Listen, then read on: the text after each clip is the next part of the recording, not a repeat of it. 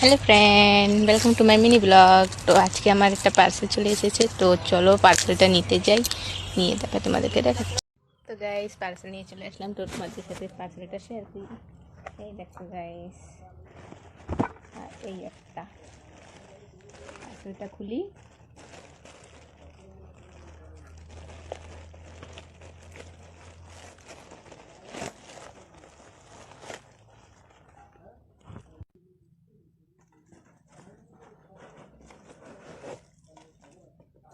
এই দেখো guys, water বোতল। কেমন হয়েছে ওয়াটার বোতলটা কমেন্ট করো। এই যে জুতোটা, আর এই যে ওয়াটার বোতল,